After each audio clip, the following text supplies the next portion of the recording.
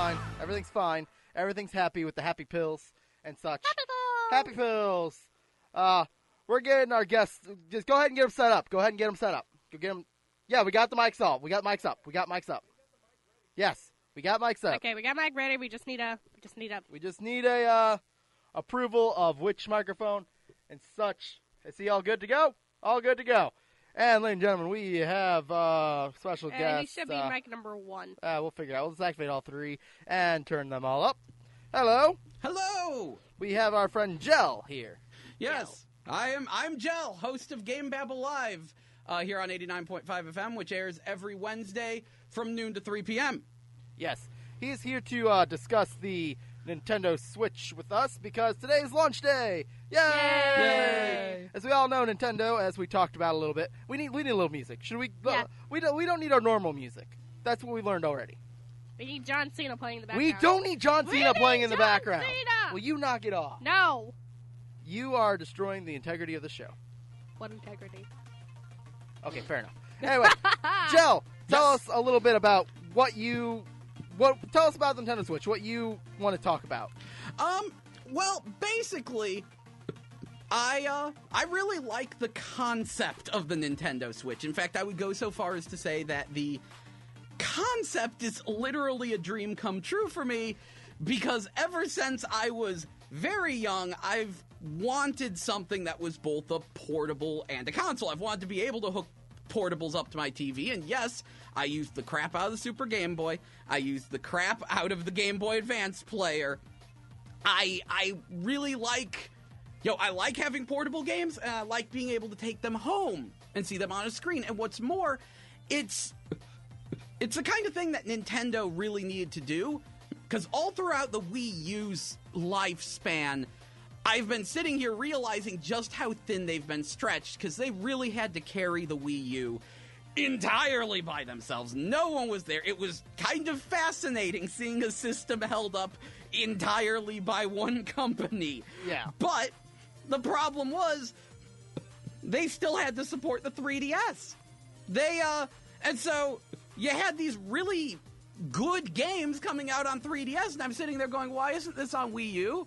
And then on the flip side, you get these Wii U games that keep getting ported to 3DS, like they just did Yoshi's Woolly World port, which might be a sequel, I'm not sure, the Yoshi and Poochie one.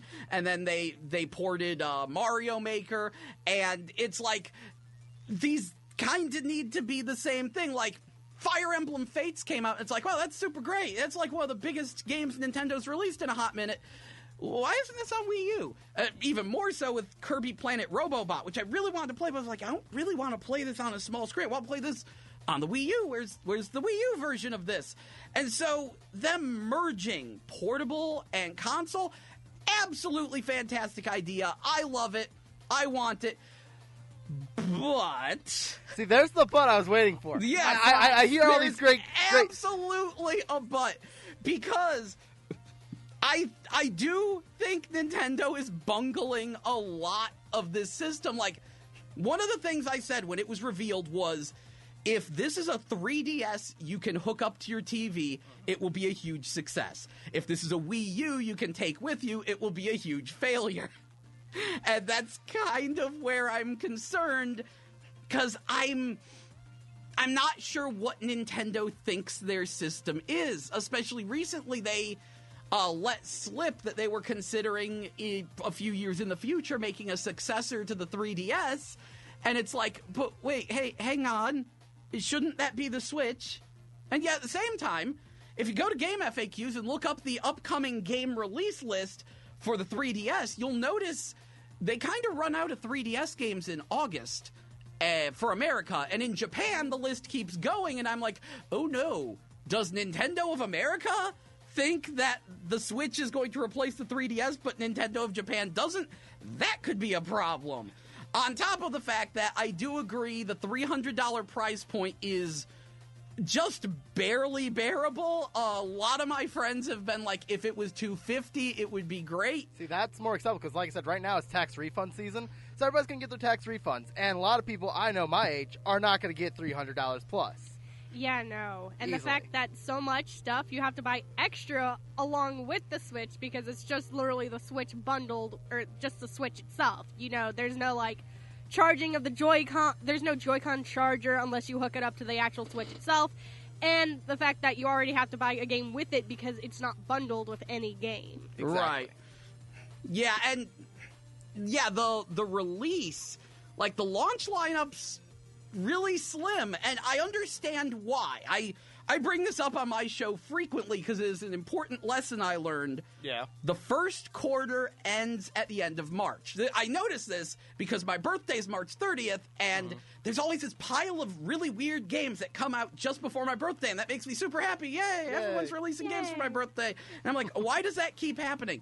Oh, March is the end of the first quarter. If you want to get your year off on the right foot, you gotta release something before March, which we're seeing a lot of that, and I think that's why Nintendo is blatantly rushing the Switch launch, because there aren't enough games there. I mean, really, you're launching it with 1-2 Switch, Zelda Breath of the Wild, and you barely mentioned that Super Bomberman R is there. Yeah, plus you also got to remember they just added a new game that's kind of like an F-Zero racing game. Yeah, and Fast Shovel RMX. Knight. And Shovel Knight. Right, I'm talking about physical releases. Yeah. Both, I don't know about if Shovel Knight's physical or not. I was But going to say, are you saying that both those games are just strictly for digital download?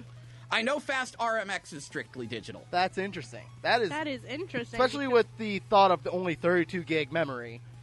Yeah. Obviously, these games aren't going to be huge memory consumers either. We all know that because based on Breath of the Wild only being, 11 gigabytes of memory, if I'm about 11 estimating or 13. correctly? It was roughly around there. There's got to be a way to expand the memory, Oh, right? there is. You gotta buy. You gotta buy extra You gotta charge. buy you gotta buy a micro SD card, and the problem is with that is you have to buy one that is already big enough to hold possibly everything you want, because I don't think that there's going to be an easy way to switch the game's save data on a different SD card every time. And plus, you also got to make sure it's approved from Nintendo. Otherwise, you're going to get like the iPhone error message saying this accessory does not approve here, Oh, good Yeah. lord. which would be just a completely waste of money at that point. Oh, yeah. I am going to say, I think the save games will probably be on the internal memory, that 32 gigs that's in there, and then the game, it would be just the games on the micro SD. I'd assume that's how they're doing it. That would make the most sense. Would make the most sense. But Nintendo doesn't always make the most sense. But yeah, one thing I will say that makes me happy, and I can't believe Nintendo openly said this, is the fact that actually at the announcement is that the Switch is region free. That makes me very happy because the Japanese launch lineup looks a lot less embarrassing. Yeah. And they've said that you'll be able to make multiple accounts. So in theory, I can do it the same way I do with Sony, where I'm going to make a Japanese account and be able to download Japanese games. I know I'm doing that as soon as I get my hands on my Switch. Yeah. I have a friend out of town who picked up my Switch, and as soon as I get it, I will make a Japanese account and download Waku Waku 7. That all depends on when they actually release the store, though. Because I think right now, currently from the stuff that I looked at, that they have not released. Let me you look being it up able as to you download talk. stuff. Yeah, I think the store is out, but the virtual console isn't. Oh, Yeah, I was okay. gonna say, That's- Virtual Console's not set to release till after March, I believe they said. Maybe mid to late April, I believe, was the earliest they're gonna do it. Which is weird. Which is very weird, because Yeah. with that being your big point of, we're gonna have memberships now, we're also gonna release at least one game a month to you via the Virtual Console. That makes you think the latest that's going to come is once they start doing their membership accounts, which kind of hurts because you're like, I really want to play, I'm just thinking off the top of my head, like ice hockey from the NES. If you want to play that game right now, you have to wait till it comes out on the e-store with the release of the membership, and then it's like, And the way Nintendo's been handling the virtual console has been driving me up the wall, because every new system, hey, we're starting over, and I'm like, wait, no, but you just have the same virtual console games on all the systems, couldn't you? No, why? You could just have one store for all the consoles and keep all the Exactly. games on there. And the funny thing is, that's something Sony actually did right up until the PlayStation 4. Yeah. But I was really happy with Sony's PS1 and PS2 game releases. Yeah. And now Like, that's still one of my main complaints about the PS4 is that it doesn't support those PS1 games. Yeah, I would love to play. That's why I'm excited about Crash Bandicoot, the Insanity trilogy coming out. That's why one thing I'm looking at. But speaking of the eShop, it is released now. The eShop is available with all of the games that are being released, such as Zelda Breath of the Wild, Bomberman R, 1-2 Switch, Shovel Knight, both the DLC and the actual game, Just Dance, Fast RMX, Snipper Clips, and I Am Setsuna. Yep. And then they apparently, they also released Skylanders Imaginators for it. Yeah, but, I mean, come on. Skylanders has completely ruined the Spyro franchise. I like to not think of it as a Spyro game. They could make a real Spyro game. They could still make a real Spyro game, but in my opinion, with them using Spyro as the main character at the launch of the Skylanders, it's hard to believe that they're ever going to bring back Spyro for a standalone game. Well, I will say, I think this is probably the last Skylanders. Well, that's good. I say that because I know Vicarious Visions is making the Insanity trilogy, right? Yep.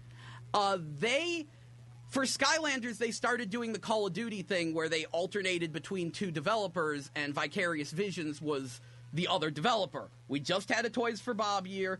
If we were getting one next year, it would be Vicarious Visions, and I think they're too caught up in making the Insanity trilogy. Not to mention, they've made a few recent half blunders with the series. Like, I actually play them, and I will say Superchargers wasn't bad, but the idea of, we're going to release 20 new characters and then 20 vehicles, that really hurt them because they weren't releasing enough characters. Yeah. No one cared about the vehicles, and then now they've got Imaginators, which, great concept of letting us make our own characters, but still looks like they're not releasing enough characters. Having a gigantic pile of new characters coming out was one of the major appeals, and so these...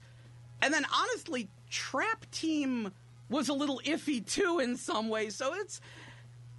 All three of those have played pretty darn good, but they've been a little iffy on how they're handling the characters. Okay. What do you want to bring up, May? Let's just put it this way. She has an entire Word document of over 600 words. Well, okay. Because she wanted to be prepared for the first time ever. I did. This is the first time I actually was. I know she wants to at least pick a couple things out to ask you as a question of, maybe there's something you can answer, or why it's doing this, or maybe try to make you cry. I don't know. I don't know her alternative motives. I mean, I have no clue. Bring it on. Okay. Well, how happy are you with the fact that right now the Switch just seems like a big money grubber because of the fact that so many stuff that you have to buy is extra? I understand the Pro Controller being a little bit extra and not being really packaged with it, but like everything else, such as like the chargers for the Joy-Cons and the fact that it's not really packaged with any games, and the fact that you have to buy so much extra stuff, which then brings up your total to probably over $400, not including tax. Like, how do you, as a consumer who is planning on buying this, feel about that? I think the concern about the chargers is a little bit exaggerated, because, again, you slap it on the system and you charge it that way. That's kind of fine. However... The price of some things is ludicrous, like the price of new controllers. Yes. Yeah. And like I said, a lot of people are like, this would have worked a lot better if they launched it for $250 instead of $300. And, if they just didn't have those rock, paper, scissors sensors, I think they might have been able to pull that off. I think maybe the controllers could have been released at a non-ludicrous price. And the system could have been maybe $250-ish. So would have been nice. I really question what they were thinking with the rock, paper, scissors sensor. They were thinking, we're so advanced as a company. We like what we motion controls. Let's go ahead and try and see if we can't duplicate that a little bit. Yeah. And we all know where that leads. Yeah. So, another thing I kind of wanted to bring up was the fact that the left Joy-Con apparently has so many sync issues.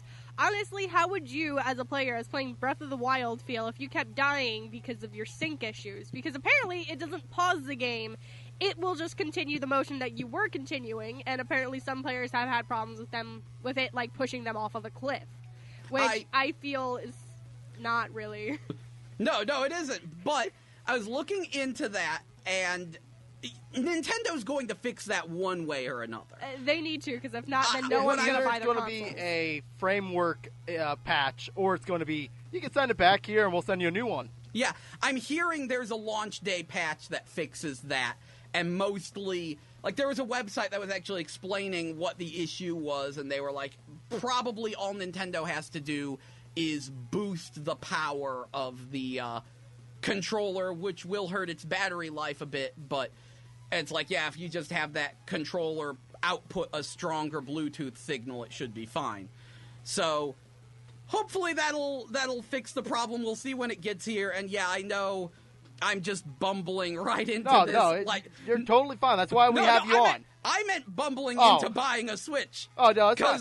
Because basically my logic behind it, and it's horrible logic, it's stupid logic, I am a dumb consumer, is the fact that I'm like, well, apparently Nintendo is shortchanging everyone on stock, so I may as well get it now, so that way, even if there is problems, I get priority in sending the controller back. Yeah. And hey, everything will be fixed by the time a game I care about comes out. Exactly. So, my question is, how do you feel about taste? Yes, the delicious cartridges everyone just can't stop eating. It's just the weirdest thing I've ever heard, and yet weirder watching people like the Game Grumps tasting the game cartridges. What is the thought process behind this? I'm assuming, like, supposedly Nintendo actually put a bitterant into it, so that way I'm guessing if they were concerned about babies putting cartridges in their mouth or dogs eating the cartridges and it killing them. Yeah. And I'm like, well, that's great. Why didn't you do that with DS and 3DS cartridges? Now, here's my thing, is why did they announce it to the whole world of, hey, we made these cartridges taste bad? Because people are idiots. They're going to put it in their mouth just to see if Nintendo actually made it to taste bad and tell the taste. Did Nintendo actually announce that themselves? Because I thought people were just shoving them in their mouth because they wanted to shove them in their mouth. I have a feeling that they had to announce it because otherwise, hang on. Because otherwise, you know, why would people just be shoving stuff in their mouth? I didn't hear anything about people shoving the Nintendo 3DS cartridges in their maybe mouth. they did, but there was nothing special about how a 3DS cartridge tastes. I have a feeling 3DS cartridges had came out back then saying that they tasted bad. A lot of people would have probably been also putting them in their mouth. According to the internet, the first person I could see to announce about this is actually BBC News. Why BBC News? Why would you release this? People are, like, hopefully what they put in there is non-toxic, because if it's toxic, then a bunch of people are getting poisoned. I would assume it's non-toxic and just really bad tasting. We'll find out soon enough. Yes, we'll find out when half the YouTubers die off. Yeah. That gives other YouTubers a better chance of getting big finally. Exactly. Hey, yeah, I might get 20 It's called views. Survival of the Fittest. And Not a lot obviously, of people are... there's not much emphasis on the word fittest there because obviously majority of the YouTubers are not that fit. No offense. Can confirm, hi. Yeah. Yeah, I can confirm that too. not a Unless we're YouTuber, talking right? about Markiplier, who can probably deadlift good 200 to 300 pounds. Yeah. But digression.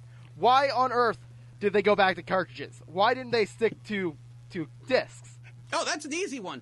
We have actually reached a point where discs are no longer useful.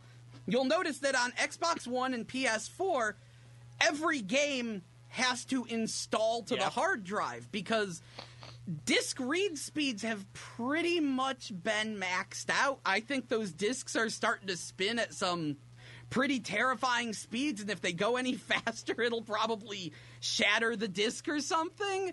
Okay. And so, like, on top of that, various kinds of memory, like SD cards and stuff, are getting cheaper and cheaper to produce. So Nintendo's like, hey, if we put it on a cartridge, then you just pop it in. Presumably, it doesn't have to install or doesn't have to install much, and it loads off the cartridge, and it should be super fast and compact and awesome. Okay. Yeah, okay. I have one more point to bring up, which apparently, I got this from a very reliable source saying that apparently it's not going to fully charge when you have it on the dock. Someone had reported saying that it only stayed about to the 70 to 80% range when it was docked, meaning that it's going to be a lot harder to sit there, play it for a long time, and immediately pick it up and play it.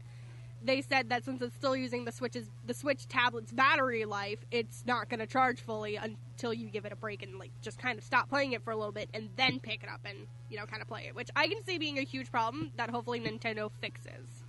I think that might actually be standard practice, because last night I was actually messing around with something on my laptop, and it was this program that had a little battery meter in the corner.